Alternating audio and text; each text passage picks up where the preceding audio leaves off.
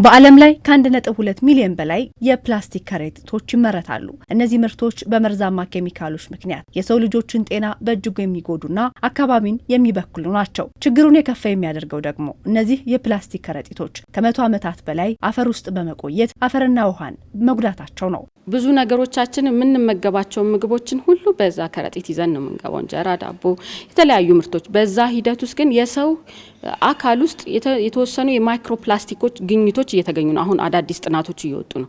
በዚህ ምክንያት ሰዎች በካንሰር እየተጋለጡ ነው፣ ለተለያዩ የጤና እክል እየተጋለጡ።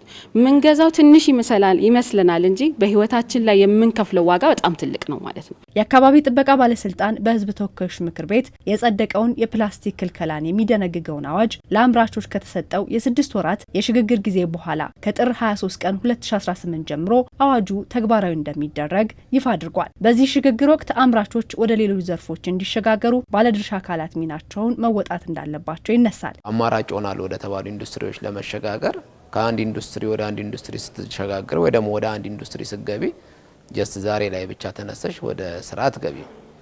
አንደኛ ያንን ስራ ማጥናት ይጠይቃል። ሁለተኛ ለዛ ላጠናሹ ስራ ምን አይነት ማሽነሪዎች ያስፈልጋሉ የሚለውን መለየት አለብሽ። ስለዚህ እነዚህን ማሽነሪዎች ደግሞ ከየት አገኛቸዋለሁ የሚለው ደግሞ ቀጣይ ጥያቄ ነው። ስለዚህ ያው የሀገራችን የማሽን ማምረት ኢንዱስትሪ አነስተኛ ስለሆነ እነዚህ ማሽነሪዎች ሊገኙ የሚችሉ ከውጭ ሀገሮች ነው። ስለዚህ እነሱን ኢንዱስትሪዎች አንደኛ እነዚህን የሚያመርቱ ኢንዱስትሪዎችን የመለየት ስራ ያስፈልጋል። ከለየሽ በኋላ ደግሞ ለዛ የሚሆን ደግሞ ፋይናንስ ደግሞ ያስፈልጋል። ፕላስቲኮችን እያመረቱ ከዚህ ጋር የተያዘው በቴክኖሎጂ በታደገፈ መልኩ መልሰን ልንጠቀምባቸው የምንችላቸውን ፕላስቲኮችን እንዲያመርቱ ማድረግ ነው አንደኛው።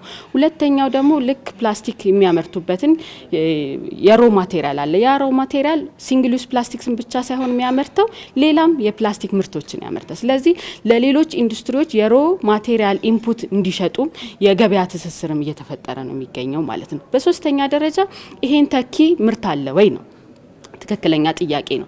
ይሄንን መሰረት አድርገን በተለያዩ መልኩ የስሞል ኤንድ ሚዲየም ኢንተርፕራይዞች ወደዚህ ስራ እንዲገቡ ተደርጓል። የፕላስቲክ ከረጢት ምርቶችን የሚተኩ ምርቶችን በሀገር በቀል ምርቶች የመተካቱ ስራ ተጠናክሮ እንደሚቀጥል ይወሳል። አዳዲስ የስራ ፈጠራ ሀሳቦች ብሎም የጥቃቅንና አነስተኛ ተቋማት በዚህ ስራ ላይ እንዲሰማሩ የማድረጉም ተግባር ተጠናክሮ ይቀጥላል ተብሏል። አማራጭ ምርቶች የፕላስቲክ ባግን ሳይሆን ሌሎች የወረቀት ባግ ወይም ከዘንብል ከተለያዩ ኢትዮጵያ ብዙ ቴክኖሎጂ አላት።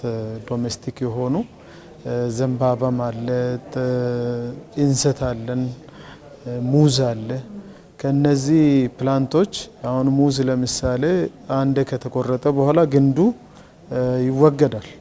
የግንዱ ግን ለወረቀትም ይሆናል፣ ቃጫም ይሆናል፣ ለቴክስታይልም ግብአት ይሆናል። ይሄ የአዳዲስ የስራ ፈጠራ ሀሳቦች እንዲሁም የጥቃቅን አነስተኛና መካከለኛ ኢንዱስትሪው እዛው ላይ እንዲሰማራ የማድረግ ሌላው ጉዳይ ነው። ምርቶች ከገበያ መውጣታቸውን ተከትሎ በሌሎች ምርቶች ላይ አላግባብ የዋጋ ጭማሪ በሚያደርጉ አካላት ላይ ተጠያቂነት እንደሚሰፍን ተነስቷል። የዋጋ ጭማሪ ሊያስከትል የሚችል በሚሆንበት ጊዜ በእርግጥ ግን የምናረጋግጠው ነገር ሸማቹን በማይጎዳ ለከፈለው ገንዘብ ወይም ላወጣው ገንዘብ ተመጣጣኙን አገልግሎት ምርት እንዲያገኝ በሚያስችል ሁኔታ አላግባብ ዋጋዎች እንዳይጨመሩ በማድረግ ስራ ላይ መስሪያ ቤቱ እየሰራ ይገኛል። ከጥር 23 ጀምሮ ለአንድ ጊዜ ብቻ ጥቅም ላይ የሚውሉ የፕላስቲክ ከረጢቶችን በሚያመርቱና በሚጠቀሙ አካላት ላይ የሕግ ተጠያቂነት ድንጋጌዎች ተፈጻሚ ይሆናሉ።